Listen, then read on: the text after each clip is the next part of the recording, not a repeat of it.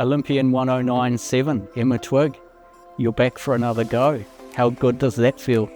Yeah, I feel like this time in particular is a pretty special one, and very, very happy to be officially selected and to have Paris only, 60 days or so away now. We were just talking before, this will be how many Olympics for you?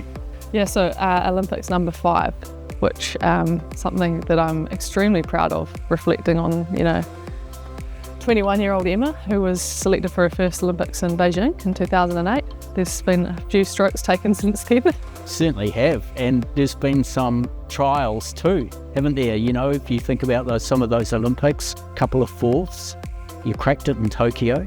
How are you feeling about this one? Yeah, for sure. There's been some highs and some lows, and reflecting now when I'm saying I'm going to my 5th, I think it's all kind of part of the story, and my result in Tokyo was the cherry on top, I guess, and it could have been the time that I retired and stepped away, but I'm really grateful to have been back in a boat for the last 3 years, and a short Olympic cycle has got me to my 5th games essentially, which is a real privilege, and it's an honour, and I'm excited to be there with all those newbies. It's their first, but also we've got a team of a lot of experience and a lot of successful Olympians from Tokyo as well. You yourself, how big a part do you think experience, having done 4 previous Olympics, will count when it comes to that big race? Yeah, I mean, I'm hoping a lot. And I know from other experiences, every Olympics I learned something. In Tokyo, I certainly learned a few things as well. So to say that I've had 4 where I've learnt different things, that's definitely something that's in my arsenal, I guess, leading into Paris, and it's something that I hope to really draw upon. Watching you at World Cup 2, the camera was behind you and it focused on you for quite a while through that third 500. And I reckon you were almost smiling, and you weren't far behind the leader there at that point. And I just thought, gosh, she looks so comfortable, and she looks very, satisfied with where you are at the moment. Would that be something you'd agree with? I think that's a good observation. I think the World Cup was definitely a yardstick for us, and what I've learned from previous Olympic cycles is that you've got to get it right when the big moment comes, and it's all about building towards that moment. And you can be going super fast 2 or 3 months before, but to hold on to that and keep that pace leading into the games is really hard. So I've got a lot of confidence in our team and what they've planned for me.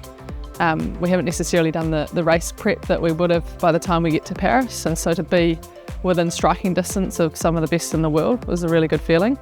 But also knowing the work that I've still got to do, and yeah, it's exciting. And I definitely felt a sense of, we're stepping in the right direction.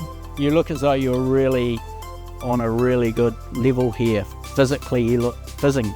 Yeah, I feel good. I feel tired, but that's the stage of training at the moment, and we're staring down the barrel of a month of really, really hard work. So I'm actually taking it day by day at the moment, and I think that's the mentality that I'm going to take leading into Paris. So is do each day really well and enjoy it. And like I say, 60 days isn't many when you've been in a boat, taking strokes since 2008, when my first games were, even before.